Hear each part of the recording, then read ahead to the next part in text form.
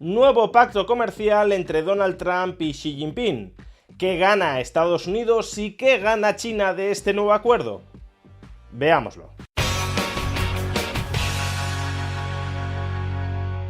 Los aranceles nos empobrecen a todos, salvo a aquellas industrias ineficientes que son protegidas de la competencia internacional a través de esos aranceles. Y por eso es una muy buena noticia que tanto Estados Unidos como China hayan decidido rebajar las tensiones comerciales iniciadas a comienzos de este año por la guerra comercial de Donald Trump y hayan acordado una nueva rebaja arancelaria. En concreto, el gobierno de Donald Trump ha decidido recortar en 10 puntos porcentuales sus aranceles generales sobre China, de tal manera que estos pasarán del 57% actual al 47%. Siguen siendo aranceles muy altos, pero recordemos que en algunos momentos de este ejercicio, en el cénit de la guerra comercial entre ambas superpotencias, el arancel medio de Estados Unidos contra China llegó a ser de cerca del 145%. Es decir, que desde entonces el gobierno de Donald Trump ya ha recortado los aranceles contra China en casi 100 puntos porcentuales. Ahí es nada. De ser muy beneficiosos los aranceles para la industria de los Estados Unidos, a recortarlos, repito, en 100 puntos porcentuales. ¿Y qué ha obtenido Estados Unidos a cambio de esta nueva rebaja arancelaria en favor de China? Pues por un lado que suspende algunas de las sanciones comerciales que China ya había anunciado como contramedidas frente a la ofensiva proteccionista de los Estados Unidos. Durante el próximo año no habrá restricciones a la exportación de tierras raras desde China a los Estados Unidos, así como a la exportación de baterías de litio. Y por otro lado, China también se ha comprometido a incrementar sus compras de productos agrarios, especialmente soja, a los Estados Unidos, y también, según ha comentado Donald Trump, de productos energéticos, específicamente petróleo y gas de Alaska. En otras palabras, démonos cuenta de que China no está rebajando sus aranceles respecto a los Estados Unidos. Sí lo está haciendo Estados Unidos respecto a China, que lo reduce en 10 puntos porcentuales, pero no China. De hecho, la mayor parte de las concesiones que ofrece China para alcanzar este mini acuerdo comercial con los Estados Unidos consisten simplemente en retirar sanciones que había incorporado China al comercio entre ambas superpotencias como reacción, como contramedida a la subida de los aranceles de Donald Trump y a la amenaza de nuevas subidas arancelarias futuras. Es decir, que China no está abriendo sus mercados con respecto al inicio de esta guerra comercial de Donald Trump. No es que ahora China esté quitando restricciones contra las importaciones de los Estados Unidos que estaban vigentes antes de que se iniciara la guerra comercial de Donald Trump. De modo que pudiéramos pensar que Donald Trump ha conseguido, gracias a esa guerra comercial, liberalizar un poquito las relaciones comerciales entre Estados Unidos y China. No. China está quitando restricciones que añadió después de que Donald Trump iniciara su guerra comercial.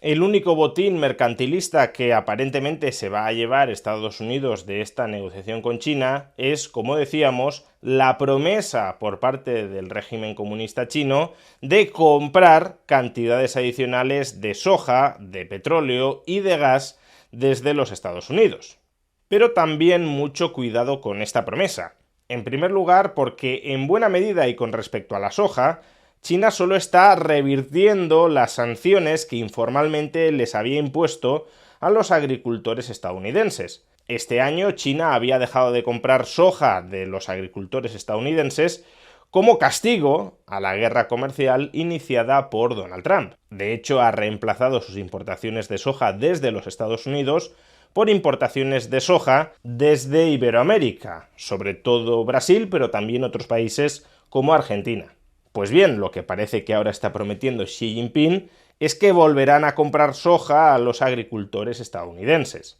De modo que tampoco aquí Estados Unidos obtiene nada que no poseyera antes de iniciar esta guerra comercial. Quizá la única ganancia neta, y estará por ver, son las promesas de importaciones de energía por parte de China. Sin embargo, que China importe más energía, siendo una economía gigantesca que continúa creciendo al 5% al año, muy por debajo de los ritmos del 7 o del 10% que llegó a crecer no hace tanto, pero que en todo caso sigue creciendo a ritmos de en torno al 5%, pues no es tan extraño ni mucho menos que una economía tan grande que crece tanto necesite de suministros adicionales de energía y que por tanto satisfaga esos suministros adicionales de energía importándola, en este caso desde los Estados Unidos. De momento, por tanto, el comercio entre Estados Unidos y China no es en absoluto más libre que antes de que Donald Trump declarara su guerra comercial contra el mundo y también contra China.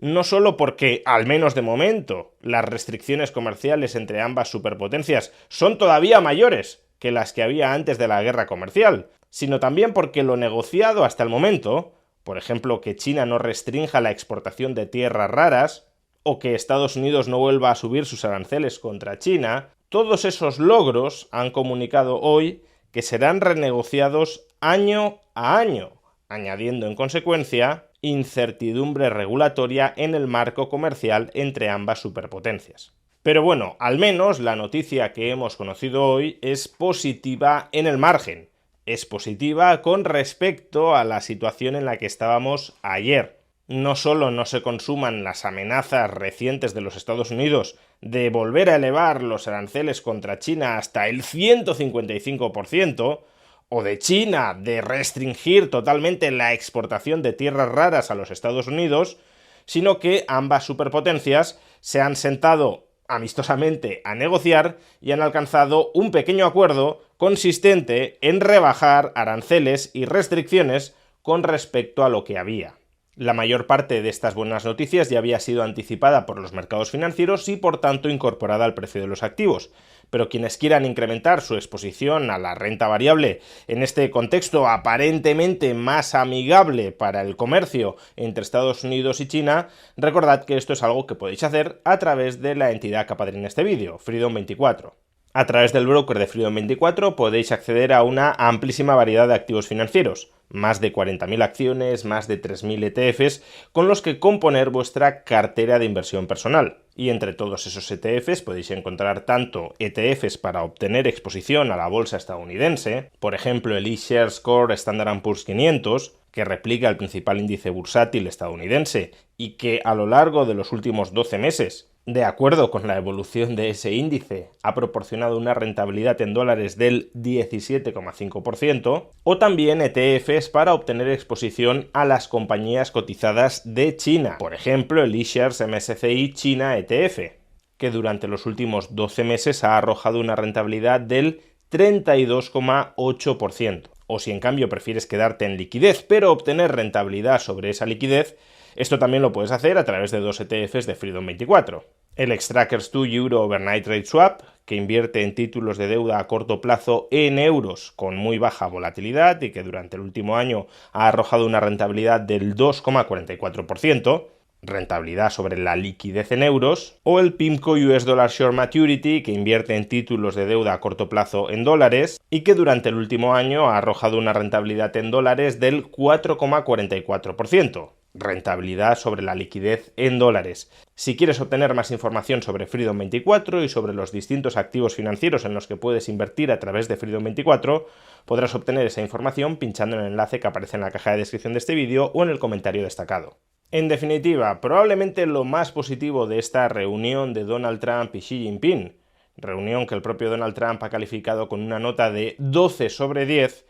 lo más positivo de esa reunión probablemente sea el clima de entendimiento, la voluntad de entendimiento entre ambas superpotencias para no seguir restringiendo el comercio internacional, sino más bien para desandar muchas de las restricciones que ambos lados torpemente se han añadido durante los últimos meses y que no beneficiaban a nadie, salvo a aquellos sectores lobísticos protegidos frente a la competencia internacional por esas restricciones. Por supuesto, se trata de un clima de entendimiento, de un clima de buena voluntad entre ambas partes que en cualquier momento puede disolverse, porque en la medida en que todo o casi todo depende del arbitrio de dos personas, de Donald Trump y de Xi Jinping, la fragilidad de ese pacto de caballeros puede ser muy alta. pero no siendo en sí mismo ni mucho menos ideal desde una perspectiva liberal-libertaria, que las reglas del comercio entre Estados Unidos y China